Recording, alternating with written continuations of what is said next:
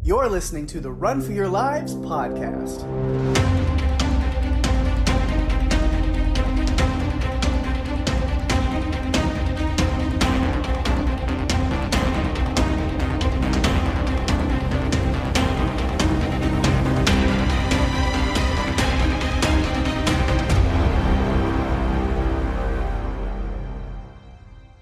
Hey everyone, welcome to the show. I'm Daphne. And I'm Pake. And this is the Run for Your Lives podcast. This episode, we are talking about the 2016 South Korean action horror film Train to Busan, directed by Yeon Sang-ho and released July 20th, 2016. This is our first zombie movie. It only took 20-something episodes, almost 30 episodes, but we got there. I know. I'm so excited because we both love this genre anyway. Yes. And we just, we took our time to get to it so we could really dive into this one. And this movie is near and dear to my heart because I feel like it reinvigorated the zombie genre along with World War Z. I feel like it took fast-moving zombies even further than 28 Days Later. So I'm really excited to break this down. Oh, yeah. Yeah, because we are both just huge zombie nerds through and through. I love it so much. I mean, that's how we met. It is. Through the Walking Dead cast, Patreon group, and stuff like that. So it's all, and that's another one of the reasons why we've held off on doing zombie stuff for so long is because Jason and Lucy over on Walking Dead cast have had the zombie genre pretty pinned down. But, when thinking about it more, it's like there's so much gold out there to dig through in the zombie world that, why not? Yes. We definitely can also have our own take and opinions and, dig into a lot of those movies too. And I think it's totally awesome and totally fine. We can, and we do have opinions. And the list of zombie movies we can cover, in addition to the list that we already have of movies, should keep us going for quite a long time. Yeah. Lots of content coming, guys. Lots of content coming. So I feel like we have to just jump in and let's do it. I'm gonna give a little bit of behind the scenes information like I usually do. It was filmed in Daejeon and Yongnim and Seoul, South Korea. Train to Busan is Yeon Sang-ho's first live-action feature film. His previous movies were all animated features. Mm-hmm. Yeon co-wrote the script with Joo-suk Park. And the budget for this film was $8.5 million, and it grossed $98.5 million at the box office. Nice. It spawned both a prequel and a sequel that we'll talk a little bit about later. It was 118 minutes. And Pake, it's time for one of your clever little synopses. I don't know if I'd call it clever. I'd call it more just kind of short, sweet, and to the point. While a zombie virus breaks out in South Korea, passengers struggle to survive on the train from Seoul to Busan. Oh, goodness. Even just the synopsis, I'm excited to talk about this one. There's so much to break down. There's so many characters that they all kind of connect to each other, but they're separate enough that I feel like we can talk about them and their arcs without intertwining them too much. Because I really like the way that we've chosen to break down the movies with a character-driven discussion. Mm-hmm. And then, here we are again, not since episode 5 of this podcast. We are doing another South Korean movie. Yes. With subtitles. And yes, you have to watch it with the subtitles. I'm not going down this road. I'm not doing this rant again. You can listen to our coverage of the host for all of that. But in short, dubs are never, ever, ever the way to go. Don't do it. Ever. Friends don't let friends watch dubbed foreign movies. Ever. The end. Correct. Bad. Yeah. My subtitles. My sister actually asked me about this on Facebook earlier. She said, is it available subtitled or dubbed? And I wrote back specifically that it's subtitled. I don't do dubbed movies. Mm-hmm. So hopefully she watches it without the dubbing and actually reads the subtitles. Yes. You get so much more. So much more. Again, there's a whole rant in an early episode of this podcast you can go to if you want that from me. But yeah, no. you miss so much, and so much is lost in translation. Definitely. No with a dubbed version. So yeah, we definitely agree on that. I would never recommend anyone watch a movie that's dubbed. Mm-hmm. I mean, I have watched some. I've watched 2 versions of the movie, one dubbed and one with subtitles. Usually, when the dubbed one, I'll actually put subtitles on at the same time. There's so many differences that you lose part of the heart and charm of a movie. Mm-hmm. In translation that doesn't come across. It's not, X to X translation. It takes some liberties. So, yeah, again, rant over. We'll move on now. All right. So we're moving on, diving into the characters. What a better place to start than, of course, kind of our lead, even though not my favorite character in the movie. But we'll get there later. Yes. I'm wondering if your favorite character and my favorite character are the same person. Probably. We'll see. I think it's very, very likely. But he is kind of the main character of this movie, and that is Seok-woo. I guess. Yes. Hold tight with us, bear with us as we attempt to pronounce these Korean names because, we're not we're not professionals at that at all. No. Definitely not very well versed in South Korean names and pronunciations, but I will do my best. And you know what? We'll keep covering South Korean movies as we can so that we'll get even better. So please be nice with your feedback if we mispronounce something. Be kind. We'd appreciate it. Yes. But yes, we start off we don't start off the movie with, but the first major character that we're introduced to is Seok-woo, and he is divorced or separated. He does have his ex-wife in his phone. Yes. So I guess they're divorced, but then his mother is telling him, you should go back and talk to her and work things out. So maybe they're just separated, and it's not really clarified, but either way, they're separated. They're living in 2 different cities, and the daughter's kind of going back and forth. Mainly, I think, staying with him at the time. Yes. But she wants to go and visit her mother because she lives in Busan. They live in Seoul. And you get a sense throughout the movie how far the distance is between the 2. I did not look it up prior to recording this podcast, so I can't say. But it does seem like Suan, who is his daughter, spends a lot of time with her dad, who is a workaholic. Oh, yeah. It's not that he necessarily is neglecting his daughter, but he kind of is. And I love, he has this, with Sang-ho later on, kind of, even though they don't see eye to eye a lot, they do have this moment where he's just like, and I bet you're not there to play with her. And, there's but when she's older, she'll understand that the reason that you worked so much was to provide for her. And I understand that what you're doing as a father, sometimes it just kind of is what you have to do. And so I did enjoy that. But that is kind of where he's at right here, is he's very absorbed in his work. And not that that's necessarily always a bad thing, but then you see the effect it has on him as a person, is it's it's put him down this path of him tending to care more about his wealth and his job more than anything or anybody else that he comes across in his life. Agreed. He misses his daughter's recital at school. And he brings her a gift for her birthday that he had already bought her. Yeah. That's how disconnected he is from his daughter. And I found that so sad. Yeah. It's just so sad. Yeah.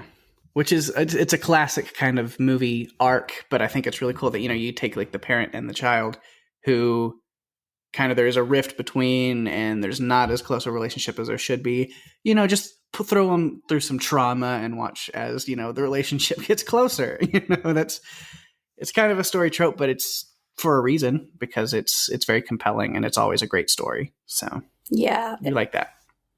And you mentioned that his mother told him that he needs to go and try to reconcile with his ex-wife, because she says he says it's a crucial time for my work right now. And she tries to remind him that it's a crucial time for his daughter.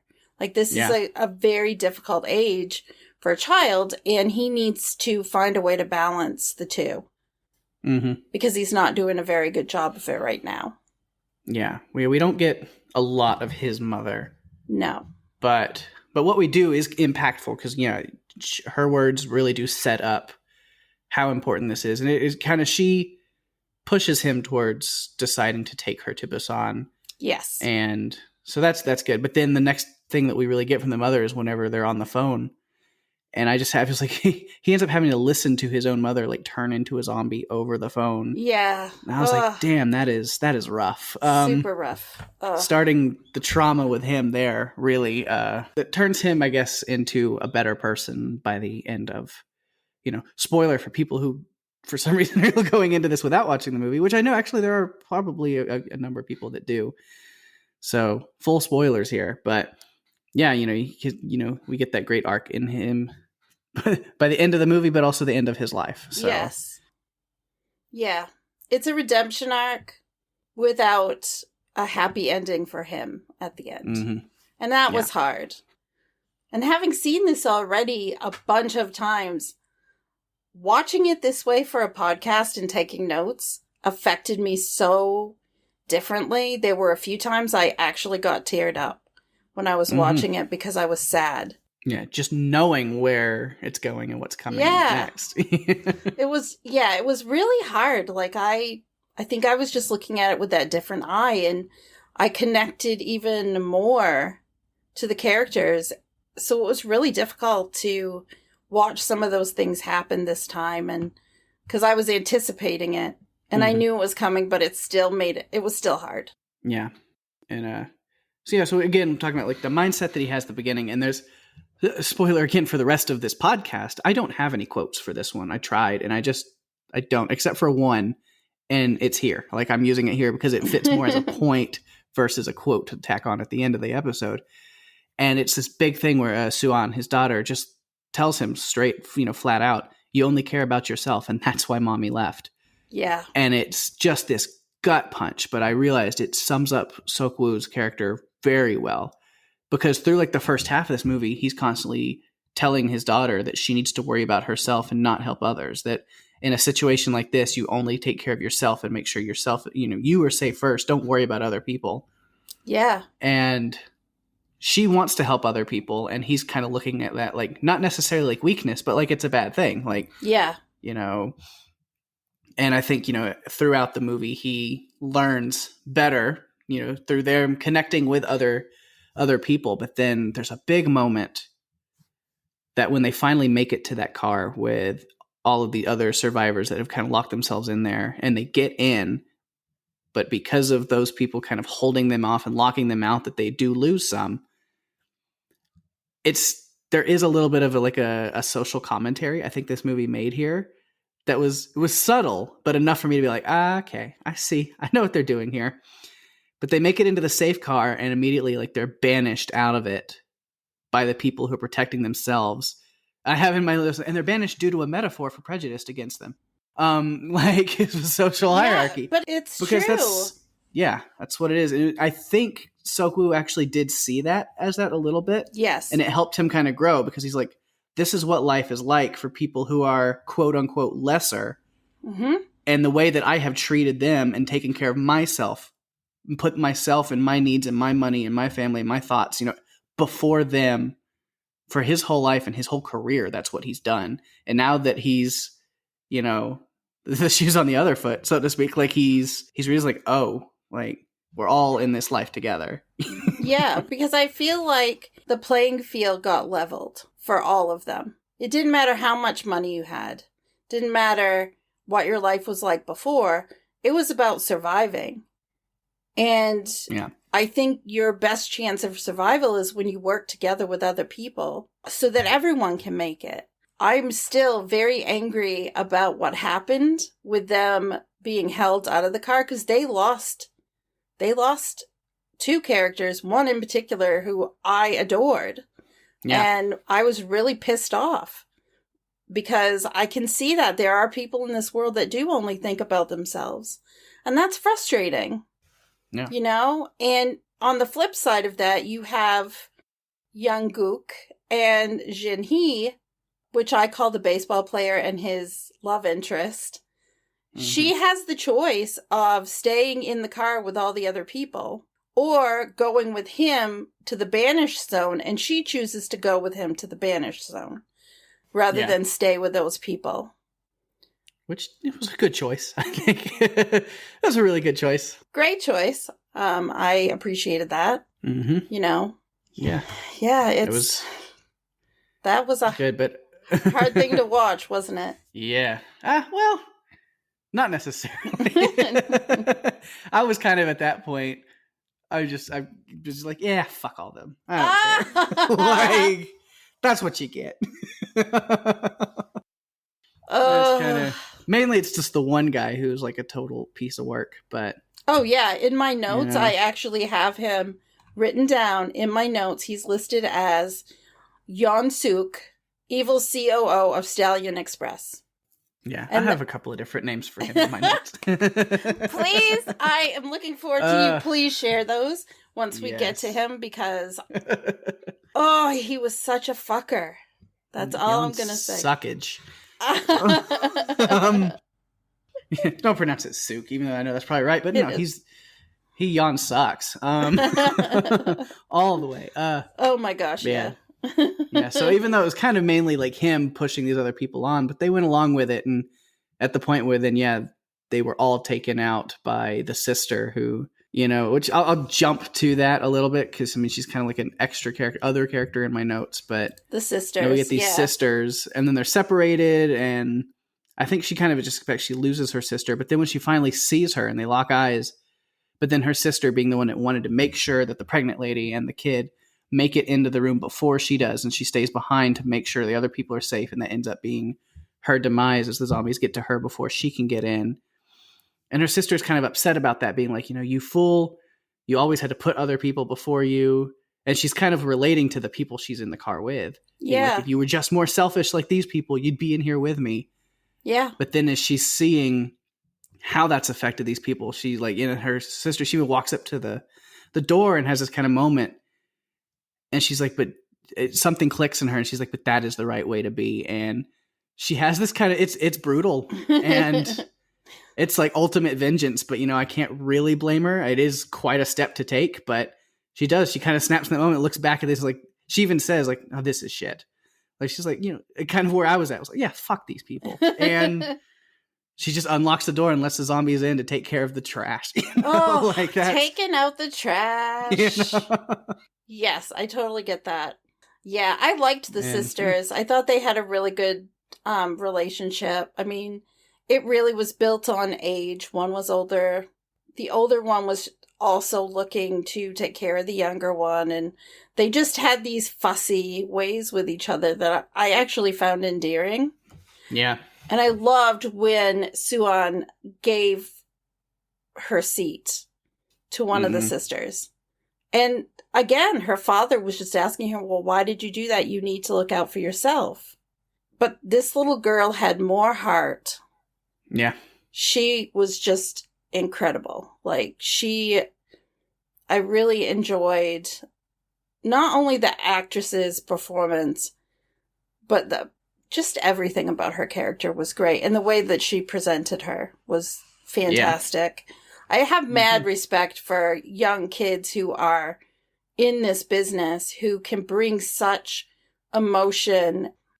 Yeah, well, especially her acting at near the end of the movie, but at Sok-woo's end. Oh, goodness. With her screaming out and crying for her dad as he's like having to just like leave her there and walk away, knowing he's infected and will turn any second. And it's just in here I have, the gutless wonder has been infected, and, before they can dispose of him, Sok-woo gets bitten by him. And, oh, goodness. I said, and then I just, in my notes, I have, well, if this isn't the most heartbreaking, soul-crushing, depressing as fuck ending imaginable for that character. I know. Yeah, I was devastated because I felt like Sok-woo had come throughout the movie and had finally realized the importance of his family, of his child, only to, before he can act on that, have it ripped away. Mm-hmm. So he only gets minutes. And he had already said that he would take care of Seong-kyung for Sang-hwa, but then he is bitten. Mm-hmm. And so it's just the two of them at the end. But I am grateful to him for taking care of the biggest dick in the movie. Yeah. That I was Take happy. that guy out. Do what you got to do. Yeah. Yeah, that guy caused a lot of problems, and I'll talk about him a Yeah, little bit later. when we get to him, oh man, Yeah. I've got a list of things, and none of it was good. It was all the No. wrong things. But one thing we do have to talk about is Sokwu got a call from Kim, the analyst, or his buddy, the office, who said that the whole virus was started at biotech, and biotech was the centerpiece of their fund management plan. Mm-hmm. And is so worried that, is this my fault that we did this? And Sokwu really says to him, no, it's not your fault. We didn't know. However, it goes back to when you have a job and you're doing the things you're supposed to do, sometimes those things involve companies or projects that aren't necessarily what they seem to be, I guess. Mm-hmm. I mean, and I think that was the instance for him, is he didn't know that this was going to happen. Yeah. It's just, so sad. Mm-hmm. The whole thing. Yeah.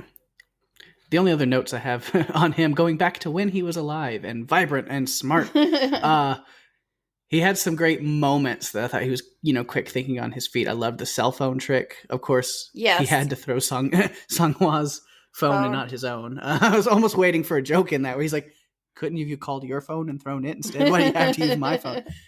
But it was smart. They realized that these zombies can't see in the dark, and they rely completely just on sight and sound. And so they could take advantage of the times they went through the tunnels. And so he could, they would hide in the dark and then throw the phone to the other side to clear a path for them to move forward, which is smart.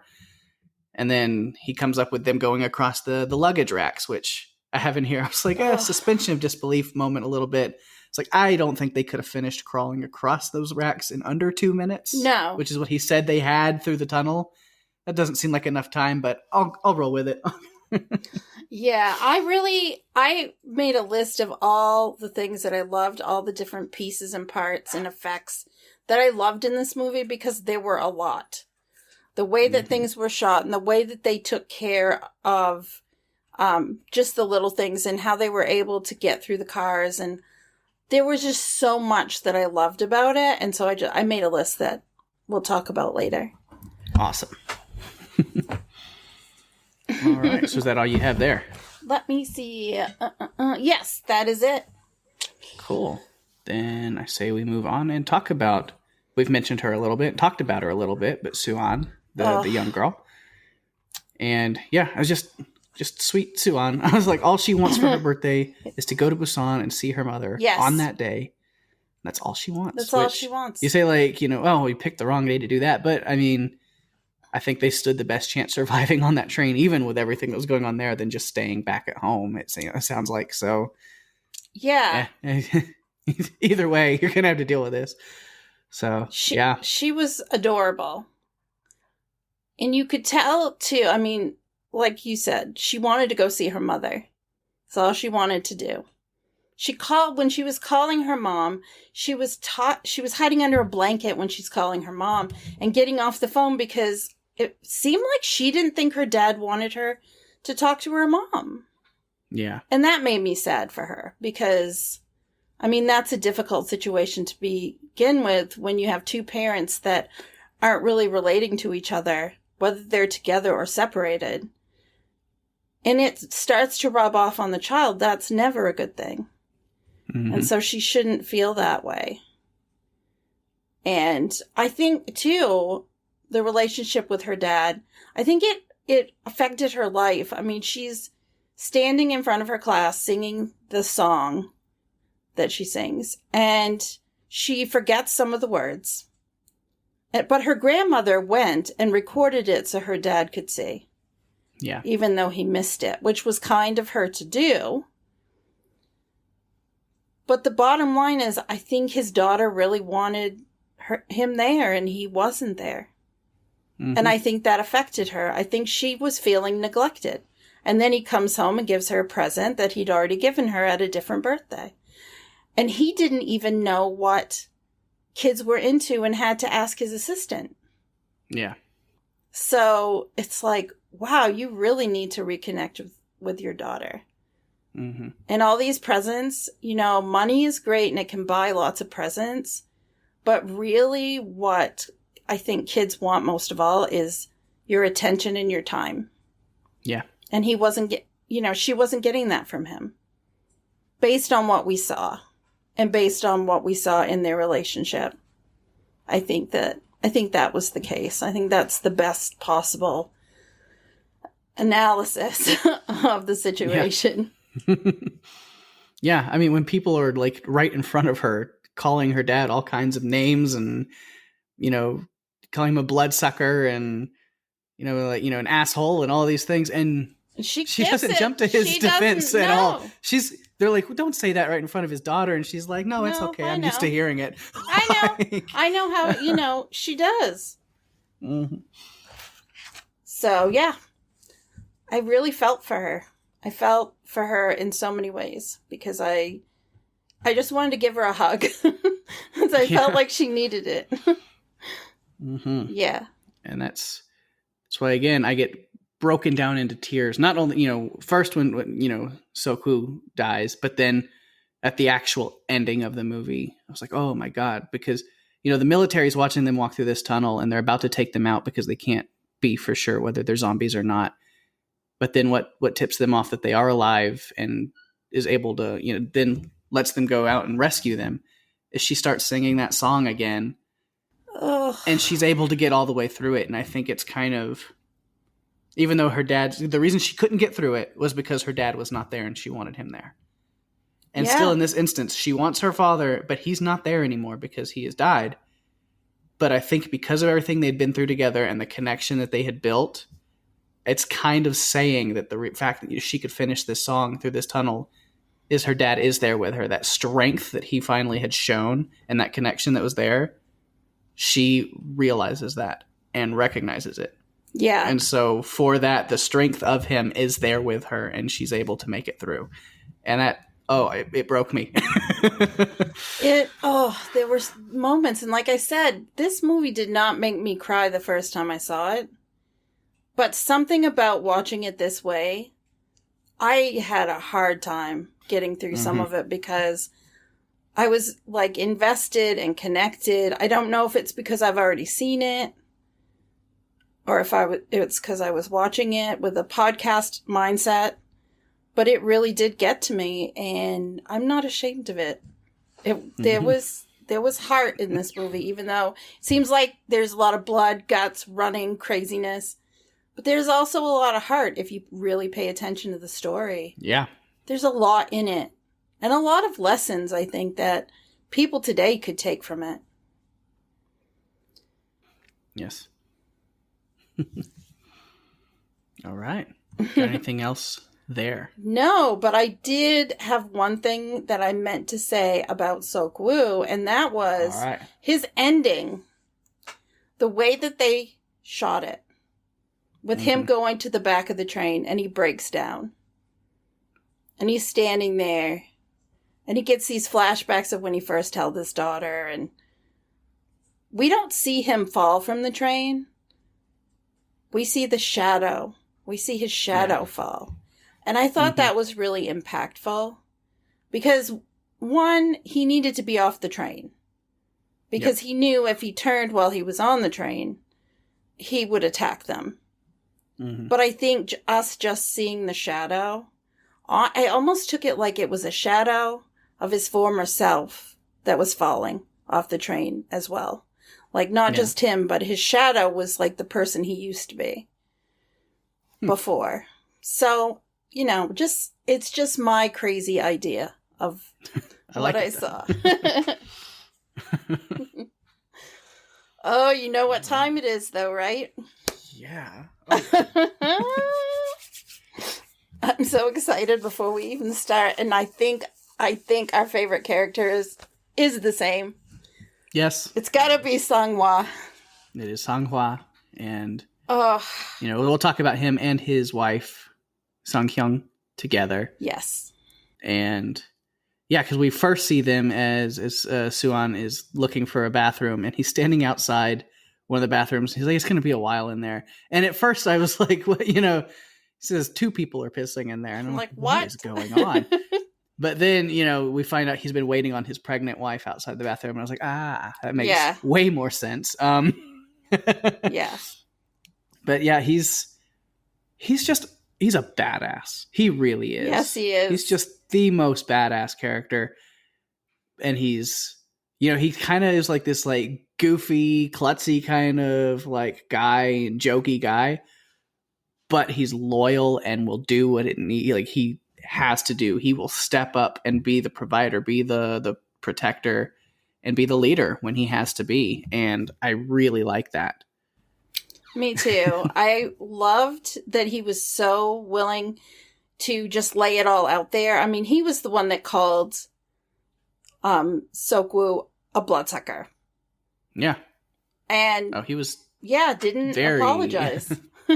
Yeah, he was very critical of him from the beginning when they almost got locked out. Him and his wife were locked out by Seok-woo.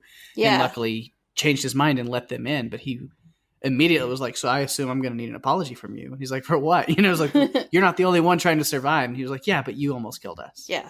And he kind of holds it against him. Yes. The whole movie, up until they have that moment like in that other bathroom together where he finally says like, yeah, you're this and you haven't spent enough time with your daughter.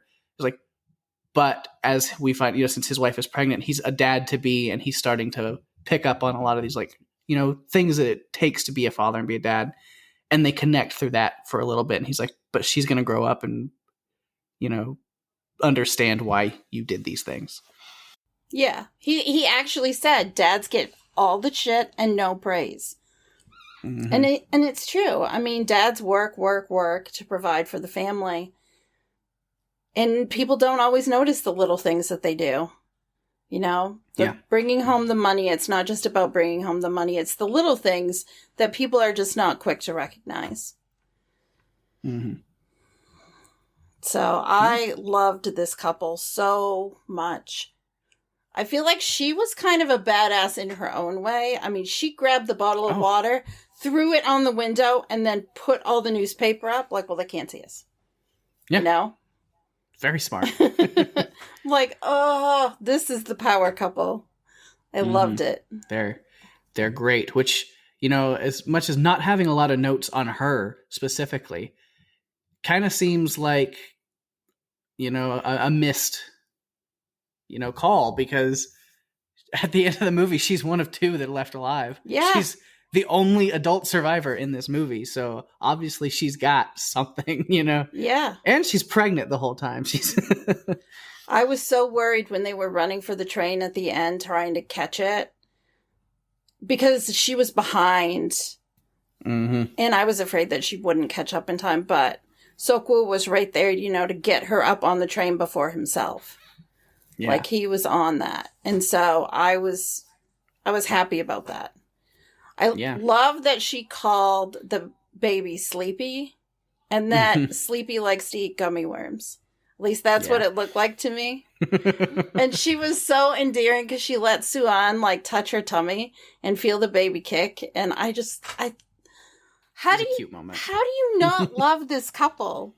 I'm just like, okay, if anything happens to Seok-woo, she needs to go live with them. This is, of course, before the rest of the movie. But yeah, I love them so much. I just thought that they seemed genuine to me, like real people. Like they seemed real. Yeah, absolutely. Great character writing and great performance too. Yeah. And but yeah, so Seok-woo was very lucky that Sang-hwa was a great guy. Yes. Because, he views Woo as this like asshole, but then when they're leaving the station and having to catch back onto the train, Sang-hwa purposely holds that door open for Seok-woo at the end. Yeah. Even though it's kind of an exact turn on what happened earlier in the movie, but he doesn't give him shit for it. He lets him through. And then they have to stay behind to hold that door, which I was like, well, all the time and work wasted on locking that door just for it to all come busting down seconds later. I know. All right. I know. Yeah. Sang-hwa takes charge a lot, like I said. Yeah, he does. He does, like, he's the one that leads their charge through the 4 cars that they have to get to. I have in here said a fun manager, a baseball player, and a badass dad-to-be have to make their way through 4 cars of zombies to save their friends and family. Stop me if you've heard this one before. No, that honestly should have been the synopsis for this movie. Oh, Pake, I think the time has come that you have to write your own synopses from now on. Okay, you have to, because that is amazing. I don't have love that it. kind of creativity. Only in notes. No. Yeah. As I was saying, I think you need to write your own synopses going forward, because that one, I give it a 10. Maybe. I call it the ass-kicking scene. Yeah. Oh my god. I loved it when they went through. The hardest part, though, that I had is once they got to the car with Jungkook's team. Mm-hmm. And he freezes. Yeah. That was hard for him, I think. And the other two, Sang-hwa and Seok-woo, really try to do their best. The problem is they can't do it just the two of them. They really need him to get through it. But it was just so, it was difficult to see that. And you knew it was coming. You knew that they were going to end up in there. I mean, yeah. That was hard to watch. Because you could feel for him. Like, those were all his friends. Like, an hour or two earlier, they were all his friends. They were going to play baseball. And, that was the end. Mm-hmm. Ugh, such a bummer. Yeah. Sang-hwa, so the only really note that I have left on him is just that, as I mentioned earlier, best character in the movie. My favorite. Mine too. Easily, for me. And he went out as badass as ever, sacrificing himself to give his wife and Seok-woo enough time to escape to the next car. Yes. Unfortunately, thanks to the selfishness of the others, it wasn't enough to save everybody, but... Yeah. But he did his part for sure. He did, and while he was turning, like as he was turning, he was still fighting to hold on to enough of himself. Yeah. To hold them back. And you could see it in his face and in his mannerisms. He was still holding them back as much as he could. And he had guts. He may end up on a certain list at the end of this time when we do another special episode, Paige. So I wasn't the only one that was automatically thinking that as taking these notes down. Already, we still have so much to go before we get to that. I know. We're already thinking about it. I know. I've got a couple now from the last few movies that we've done.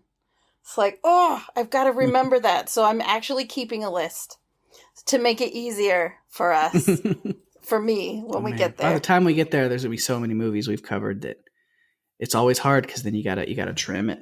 I know. So hard.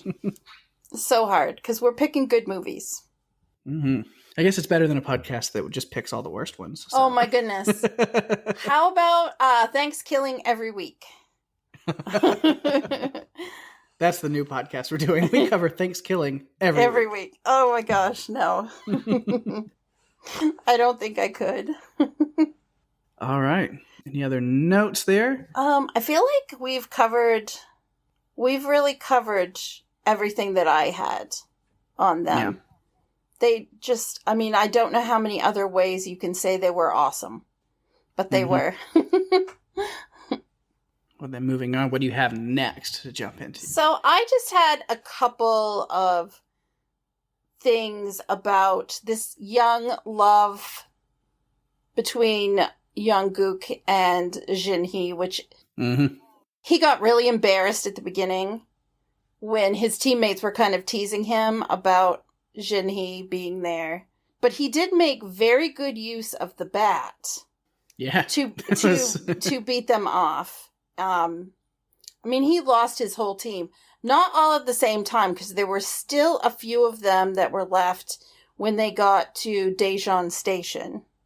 Mm-hmm. But he lost them there, and he becomes part of this trio of Sang-hwa, Sok-woo, and him that are running to try to get on the train at the last second because it's taking off, basically. And so, and again, Sang-hwa with his badass grabbing onto a policeman's shield and baton beating. But they were all running together. And what I found really endearing, though, is near the end, after the train has docked and they've gotten off the train, they're walking away.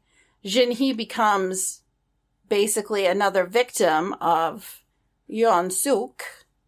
And she is bitten. And he stays with her. Young-guk stays with her as she turns.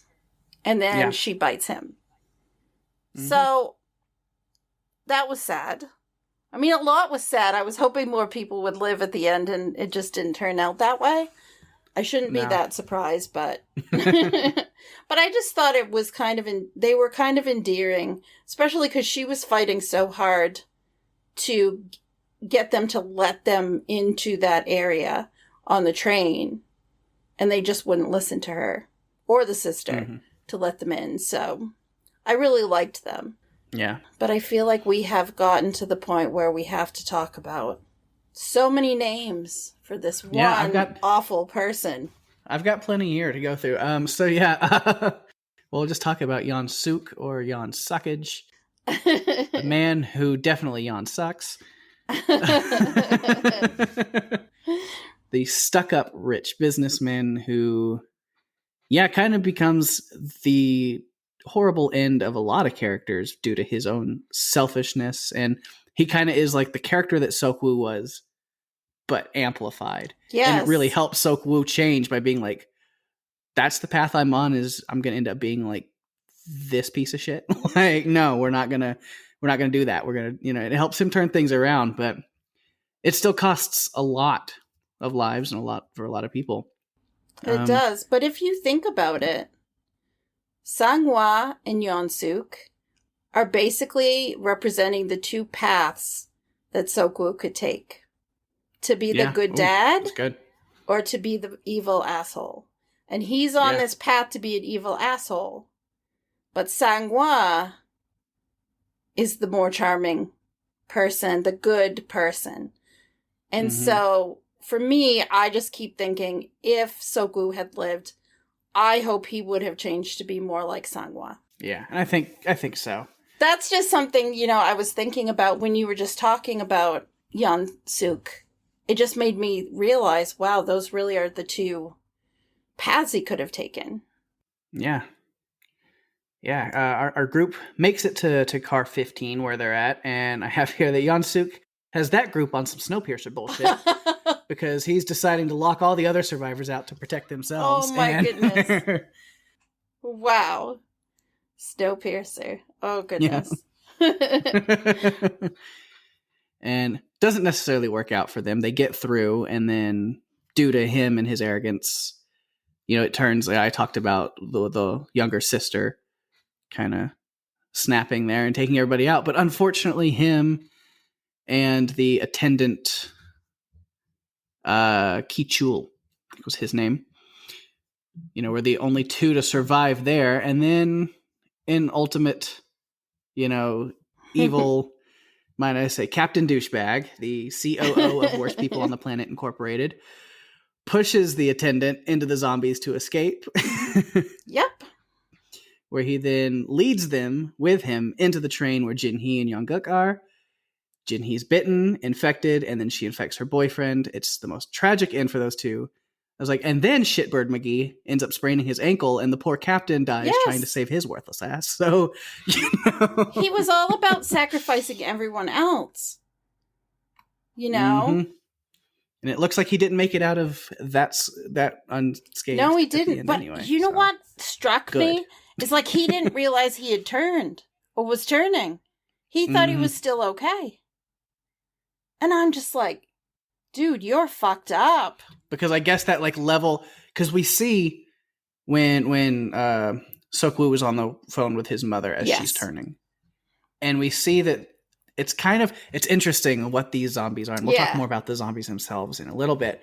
But like, because it's kind of this like World War Z quick infection disease mixed with kind of like your 28 days later, like you kind of mentioned also the fast.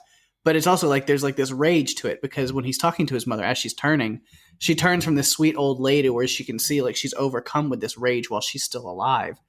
Where it's like, and tell Suan that I love her, even though she'd rather see her mom more than me, that bitch. Yeah. And then she turns. And it's like, oh God, like there's this like layer of anger that rises before these people become fully, undead or, infected, whatever it is.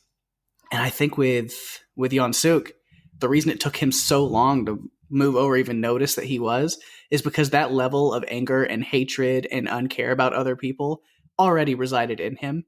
And so there wasn't even like this big switch in him, because he was already kind of like that as he was. That is anyway. So true.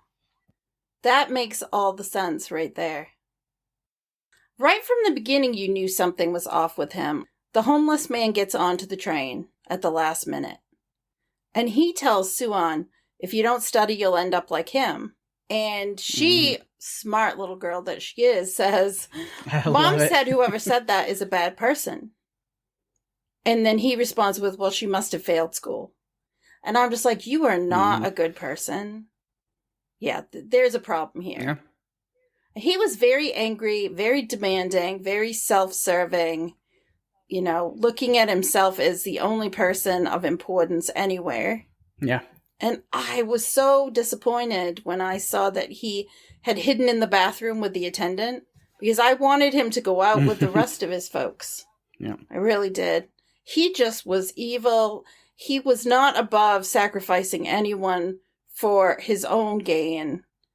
And I mean, I think the final straw was when he threw, it's bad enough that he threw Jinhee so she got bit, but then he throws basically the driver of the train, who came out to help him because he's a good person. Yeah. And ends up paying the ultimate price, like anyone else who came across Yeon Suk's path. You're going to, regret it, because he's willing to sacrifice anyone to help himself. And that's just, it's just sad. Sad, irritating, frustrating. You want to teleport into this movie and smack him so hard. Right. And you can't, so you just have to watch it. And hope that he gets his comeuppance. I mean, we always joke about how I think Dennis Nedry is an annoying character. This guy is not the same. He is on a level all his own. There's not even anything to joke about. He is just evil. Yeah. He is bad. Mm-hmm. Bad, bad, bad. Yeah. Yeah. That's another thing. Okay, so maybe we are... We've been doing this long enough now. I think we know too much about each other and what we're going to say. Because, that was, again, while watching it, that's my notes. So I was just like, and Daphne's going to think this is the Nedry of the movie, except Nedry doesn't even hold anything. This is like a whole, like, Nedry is the son, is the Yeon Suk of Jurassic Park. Oh my gosh, that's a riot. That's a riot. Because, yes, Dennis Nedry is, I even have a pop figure of him. Because you have to. When he becomes, Oh, yeah. the butt of all the jokes. Yeah. There was one character, though, I feel like we do have to talk about. We haven't really talked about him. And that was the homeless man who didn't have a name. Mm-hmm. He had obviously witnessed something, because he got onto the train and he just kept repeating, they're all dead, they're all dead, they're all dead. Yeah. But he was also someone that he was willing to help others. Like, he saved Seok-woo when they were in I think it was the Daejeon station. He threw a blanket on one of the infected so that Seok-woo could get away. And in the end, he sacrifices himself so that Suan and Seong-kyung could escape. Mm-hmm. Yeah. And I feel like we have to mention that because I think he was a minor character, but to me, you can look at a book and judge it by its cover, but you don't really know what's on the pages unless you open it up. And I feel like this movie opened up the pages of his character. And we got to see that even though he appears to be this homeless man, there's a lot of heart and integrity in him because he's willing to sacrifice himself for others. Yeah. Well, that is all the character notes that I have. It is all the character notes that I have as well. Oh, man. There was a lot to break down. Yeah. Well, then I think it's time to talk about, I guess, in a way, the main talking point and why somebody would want to go into watching this movie, aside from the story and the characters, is it is a zombie movie. So we got to talk about the zombies. We haven't mentioned, we mentioned earlier about how each of us really, love everything zombie, and how we met through the Patreon group. But what we haven't mentioned is that each of us loves a movie with the same title, but not the same movie itself.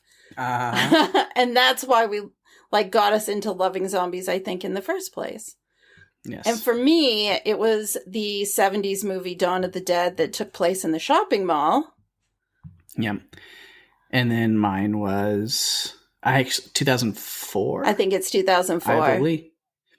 And that is Dawn of the Dead that takes place in a shopping mall. But of course, it is the Zack Snyder remake of the original George A. Romero.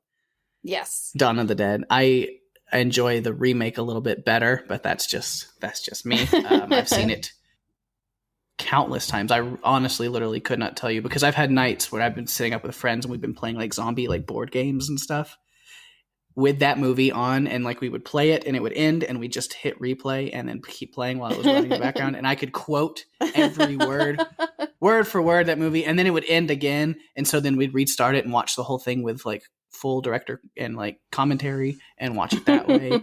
And then I've seen that movie so many times.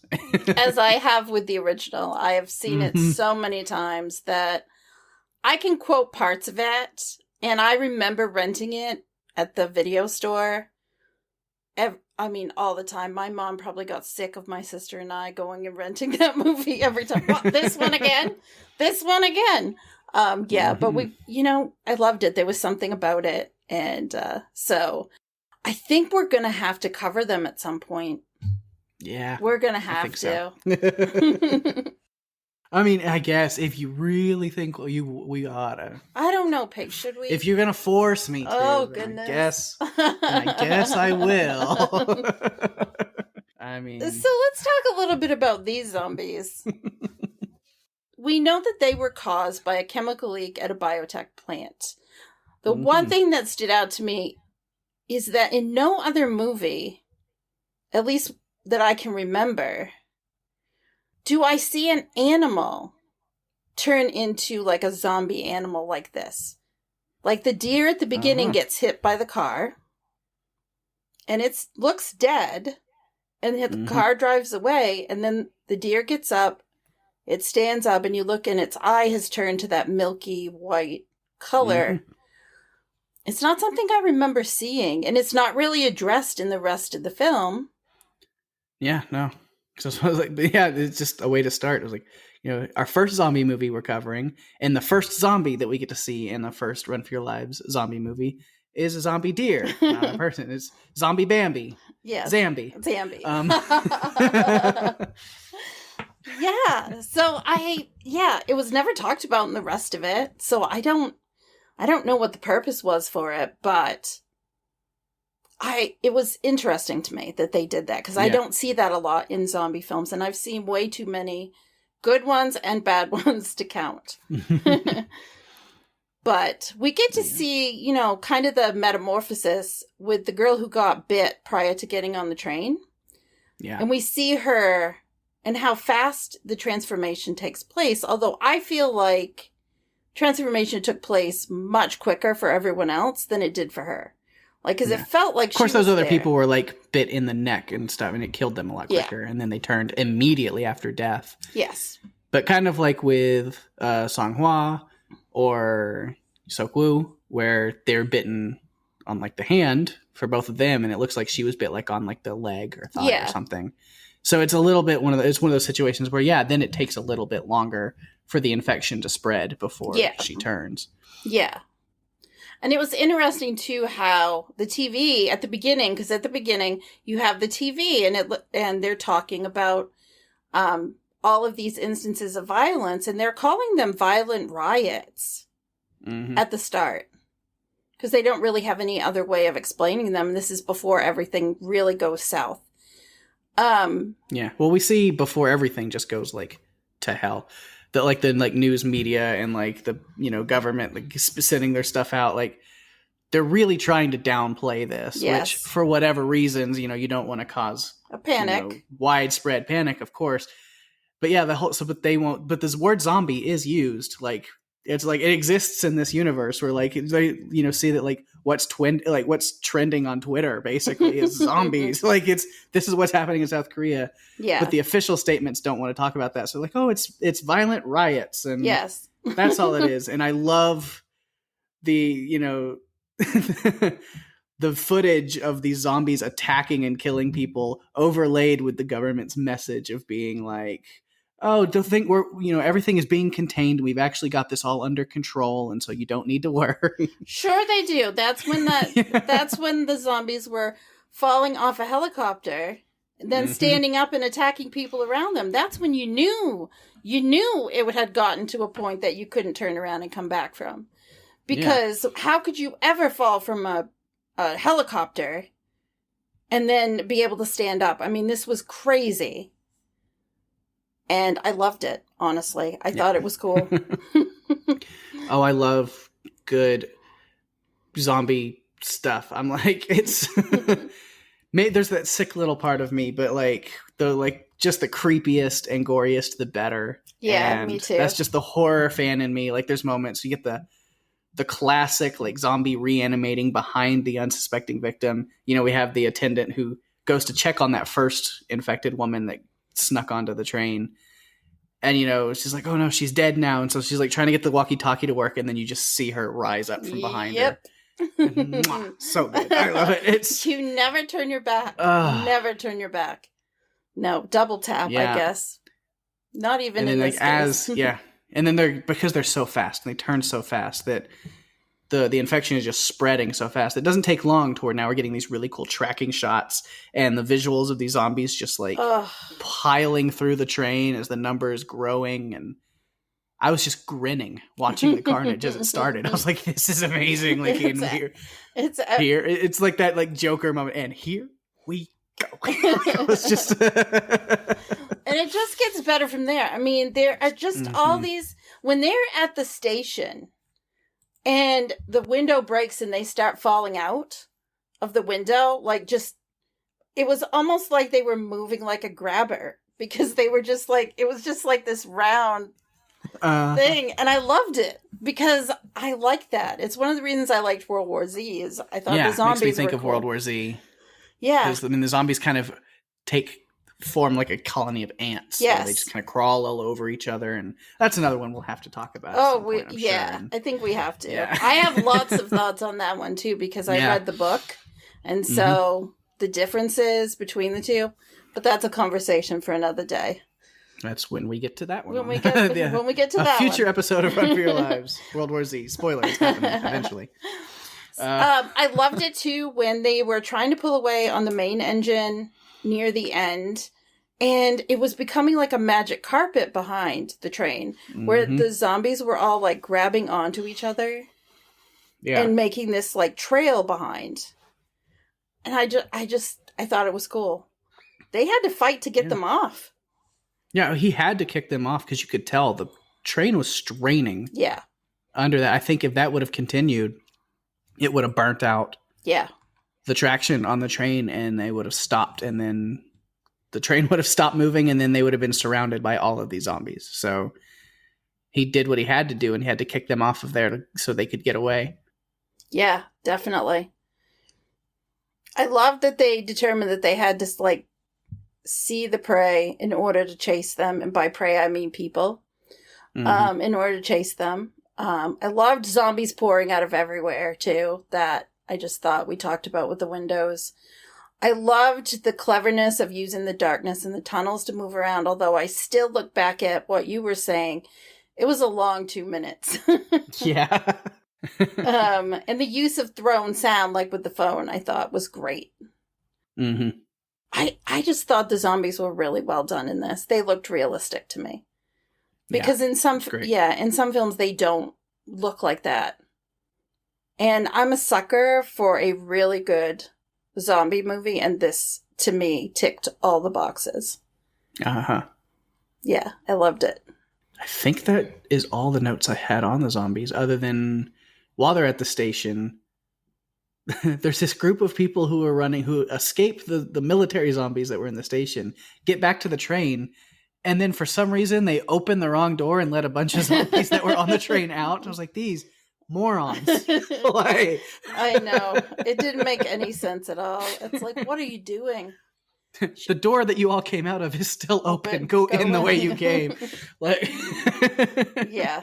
We are not going to stop at Daejeon Station. We are going to keep going because we cannot. Mm-hmm. Yeah. Yeah, we cannot stay here. It's not going to happen. Yeah, that was a fun kind of reveal, which you kind of figure that's what's going to happen, because like the military is supposed to be setting up a quarantine at that station. Yeah. And they get there and there's nobody there to meet them. Yeah. And it's, that should have been sign number one, but then they make their way all through the station. They're going down the escalator. And that's when they realize the military, like, welcome committee that was there had all turned. And that had all gone south. Yeah. And I think we got a little glimpse into that because Seok-woo had called his friend, Lieutenant Min, and Min told him, I can't reach my men. You're there, but I can't reach my men. So that was kind of the first clue. And then once Sang-hwa realized what was going on, he quickly lifted his wife and put her onto the other escalator stairs to get out because he saw what was coming. It's like, nope, got to get out of here. Was another opportunity, too, that Suan was irritated with her father. Why can't we bring everyone with us? Yeah. Why are you doing this? Like, you're being selfish. But then the homeless man is like, I'm coming with you. Wherever you're going, I'm going. And I'm like, yep. He's like, I overheard you're part of the phone call. Yeah. I know there's quarantine there. I'm not going to do so well with that. So you look like you know where you're going. I'm just going to stick with you. Stick with you. Yeah. I liked him. I thought he was fun. He brought a certain different dynamic to the film. Yeah. So I've got a few production notes to share. Not a lot, but a few things. Yeon Sang-ho also directed the 2016 prequel to this movie called Seoul Station. It is an animated prequel. It is not a live action film. Yeah. And it takes place, I think, I haven't seen it, which I need to change that. I need to. Because, like, from what I understand, though, like, it basically builds up to the point of, like, right before, like, the train takes off in this movie. Like, it's... Yes. Kind of like a very direct prequel, like, right up to... Yes. Where things really start to kick off. It's where shit starts to go down. Yeah. Shit goes down. But it's not a story related to what we saw with Seok-woo and Suan. It's a different story. Yeah. Mm-hmm. But it's really good. It's really well done. You kind of get to see the outbreak of how it all goes down. Where would I watch that? I bought it on iTunes. Okay.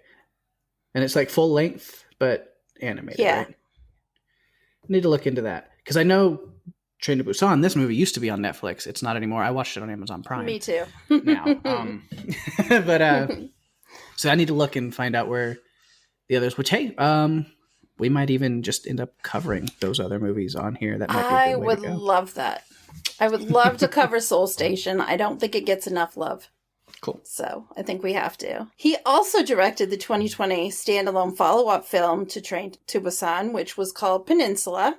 It's not an actual sequel because it's not a continuation of the story, but happens in the same, Train to Busan universe.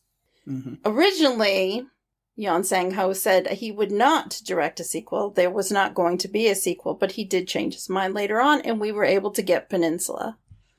Yeah. And I'm glad. Well, I mean, since it's not a direct sequel, I mean, you know, you're not trying to follow Suan and Sung Kyung and see what they're doing. It's just like, okay, but what if we were in a different part of South Korea with this same thing going on? Like, tell a completely different story, but you get to do another Korean zombie movie. Like, that's what it is. And that's Yeah, this one cool. actually took place after the outbreak, and it involves going back into South Korea, into, I believe it's Seoul.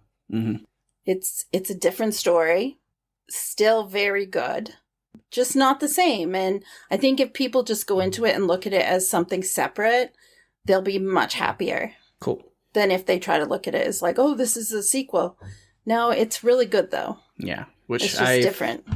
Yeah, I have not seen that one either. So you are adding movies to your list.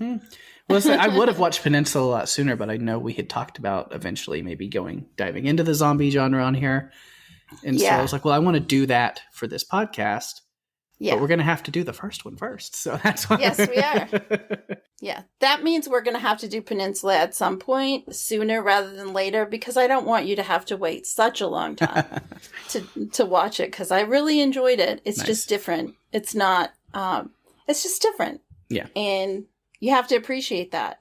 I also wanted to point out that the music in this film, which I thought was really good, the score and backtracks, was by Young Yu Jong. I thought it was worth noting that because I thought it really added to the whole ambiance of the intensity in the scenes that needed it, but also the quiet, sweet moments that we got also. Felt like it was all really well done. So Gong Yoo, who played Sok Woo, and Ma Don-suk, who played Sang-hwa, were nominated for 2017 Asian Film Awards for Best Actor and Best Supporting Actor, which I thought was great. Yeah. Edgar Wright, who we are both big fans of, loved this movie and said it was one of the best zombie films he's seen in years. So I thought that was great. And an English language remake is in the works. And I'm not sure how I feel about that, because sometimes I believe things should just be left alone. Yeah, I'm not sure. I'm with you on that. I don't know how I feel about that remake idea. I mean, if it happens, I'm going to watch it, but yeah, I don't know. Yeah, we'll have to see. Yeah, I'm not sure how I feel about it. You know, I mean, some remakes can be really good, but I really prefer this film. I really don't feel like it needs a remake. Yeah. Read subtitles, folks. Just read the subtitles. You'll be glad you did. All right. And I, like you, do not really have any quotes because we have talked about them already. Yeah. See, I'm looking at your notes. I see one that we haven't mentioned that you have. So. Oh, yes. We didn't talk about that first one. So. No. This is something that kind of sets the stage at the beginning. When they're in the car, Sok-woo was talking with Suan about not finishing the song and what kept her from finishing the song in school. And he says to her, whatever you do, you must finish what you start. It's worse than not doing it at all. Basically, which means start it, finish it. Because if you don't finish, it's like you never started. Yeah. And I thought that was pretty poignant, especially at the start, because I thought it was good advice, but I also feel like that was the earliest interaction that we really got to see with them where I felt like he was being genuine. Yeah. Like he wasn't being a disconnected father. Yeah. Because that's what, I'm kind of make a reference to that, going back that, we say, when we were talking about his character being, disconnected and only caring about himself, but it's not necessarily true. That's why I did want to say he's not like neglectful of her. It's because you see when he's on the phone with his ex-wife, he very much tells her, I want her here with me. I want to raise her. I want to be a good father. And like, So it's not like he's been stuck with the kid and that's not what, and he has bigger plans for his life. Like he does want to be a better father and do more for her. He sees his faults with her. Yeah.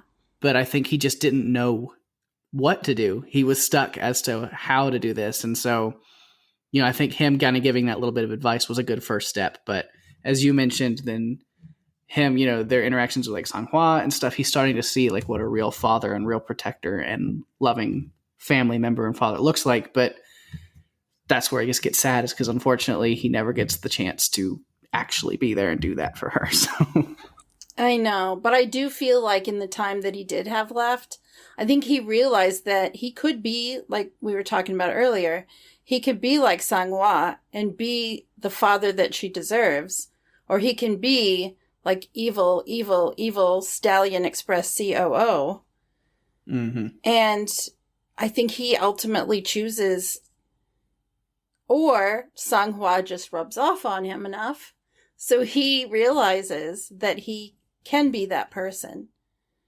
And he does. I mean, I do agree. He's not neglecting her. He's just disconnected. He seems disconnected from her more than neglectful. I think she probably feels like he's neglecting her. But I think that's more of a not paying attention to her neglect, not a neglect of not providing for her basic needs. Mm-hmm. I guess, if that makes sense. Yeah. Well, all right. Now we get into rankings. This ought to be fun. Oh, goodness. Again, we did not talk about this ahead of time. I don't know how you're going to respond to this one. And because it's our first zombie film, I tried to look at it, because I'm going first because I just expect I'm going to. So,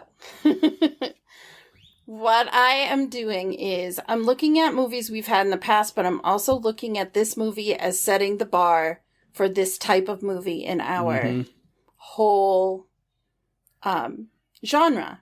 Yeah. And so with this, because I feel like it was well done on all parts, I have to give it a 9. All right. I'm very much in the same boat with you as far as like it's going to get scored a lot higher than other movies that are definite classics and deserve a lot more praise. But again, I'm a huge sucker for the zombie genre. And I think, so we have to look at it as like the zombie movies as we cover those going forward. However, we don't want to do it too often. Like not every week is going to be a new zombie movie. We're not just fully focusing on that, but we will be doing them more often and sprinkling them in. And it kind of is its own genre and its own thing. So I'm kicking this one off really high, and just because I love it so much and it emotionally just like wrecks me and I have a great time. So I went all the way to a 9.5. Oh my goodness. It is near perfection. The only complaint I have about this movie, other than like the luggage rack, they take some liberties on 2 minutes, but it's not even like, I'm not even bothered by that because it works with the story. It drives that story forward enough. And like, because of that situation, it makes things better. So really the only thing I have to complain about is like some of the green screen and CGI stuff was noticeable, not bad, noticeable. Just noticeable. Yeah. And that's okay. I mean, yeah, it happens with movies. Mm-hmm. Wow. It's near perfect. It really is. I know. I feel like when we decided to start covering zombie movies, I think we knew we might get to that. But a couple of weeks ago, when we decided we were going to cover this one, I already had started thinking about how do you rank a genre that I love with all my heart. Mm-hmm. As much as you can love a bloody, gory, disgusting, crazy genre. But I think you have to. And I think starting with Train to Busan, which was Pake's pick, by the way. He's the one who said we need to do this one first. I think we set the bar really high. And so other movies are going to have to fight hard to live up to it. Yeah, for sure.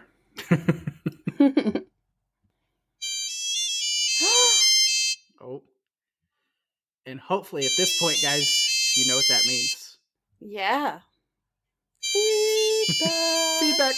It's feedback phone time. is going on. Let's see what's going on with feedback from you listeners. All right.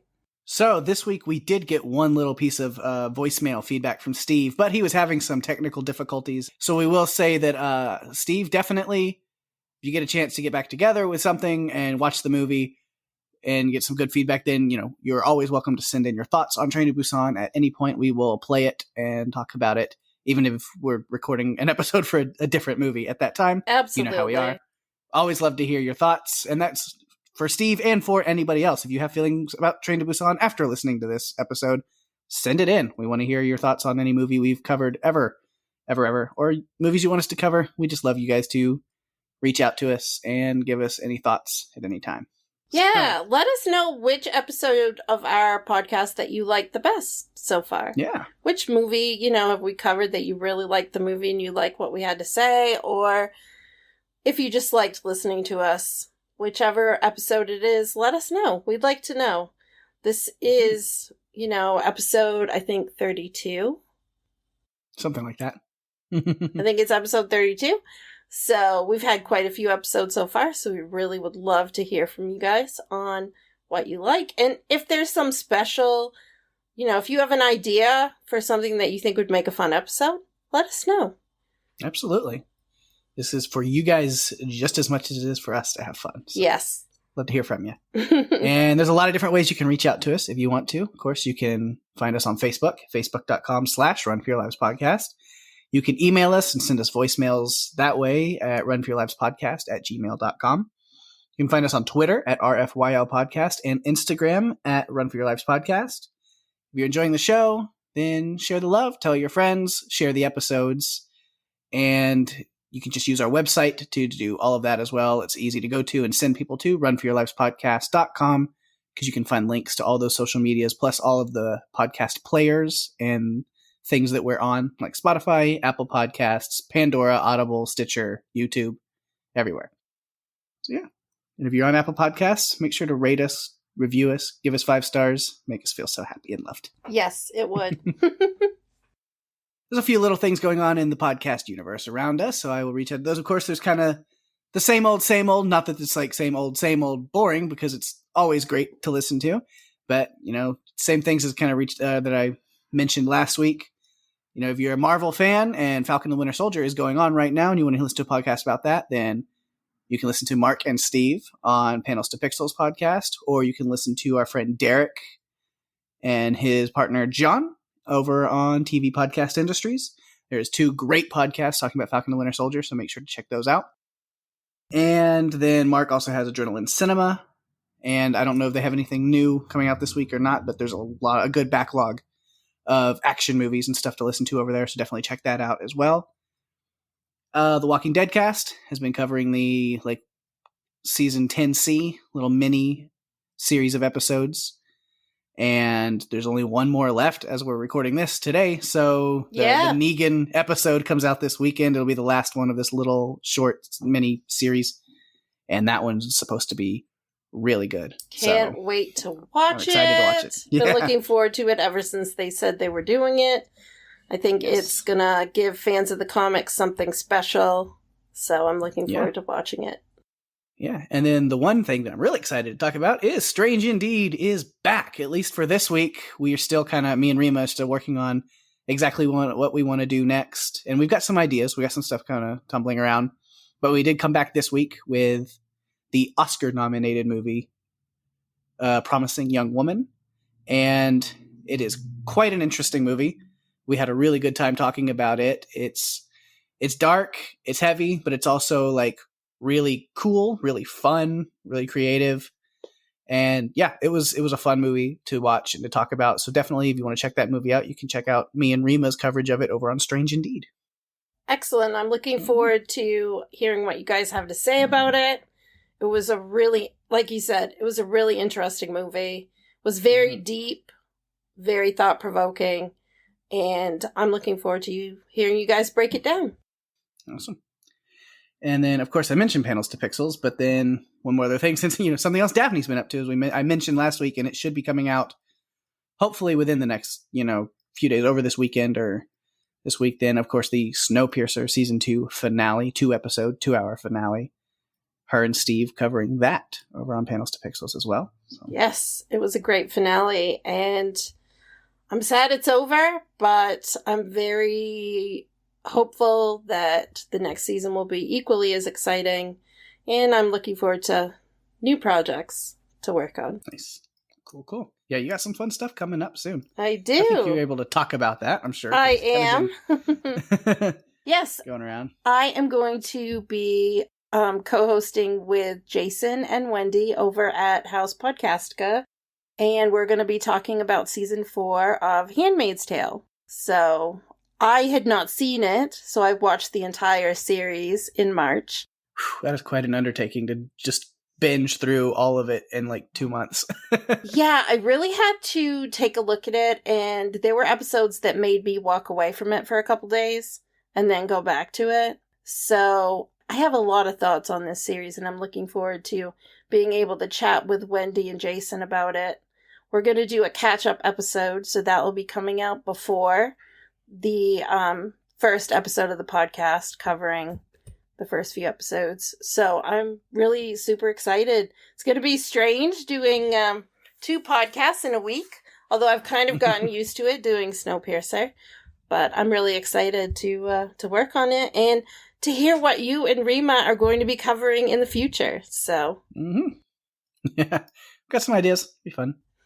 Yeah, so lots of good stuff coming up soon down the Podcastica and Pirate Core Entertainment pipelines. Yes. So, good stuff coming. And then speaking of good stuff coming, though, what is happening next week right here on our podcast, Run for Your Lives? So next week, we're going to another world to break down 2020's Monster Hunter. Paul W.S. Anderson brings us this other world creation full of Diablos, Nearsilis, Rathalos, and my favorite, Apsaros.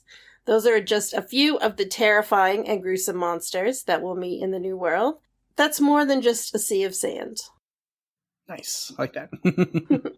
Looking forward to releasing that one next week. I think everyone will like it. It's an interesting movie. Yeah. You know, for those that don't know, it is, based off of the Capcom video game series, Monster Hunter. And, video game movies are hit and miss in a lot of ways. And this one has its ups and downs, but if you're a fan of those video games, then I think it has a lot for you to enjoy. So. I think so too, and I've never played those games either. But in doing the podcast, we were able to dig in a little bit to some of the similarities between the games and the movie. So it was kind of cool. Looking forward to getting that out there for everyone to listen to. Yeah, for sure. But I think that about wraps it up for this week. So thanks, everybody, for listening so much. We always appreciate it. We definitely do. I'm Daphne. And I'm Pake. And if you have to run from a horde of genetically modified family, friends, or assholes, you'd better run for your lives. Bye-bye.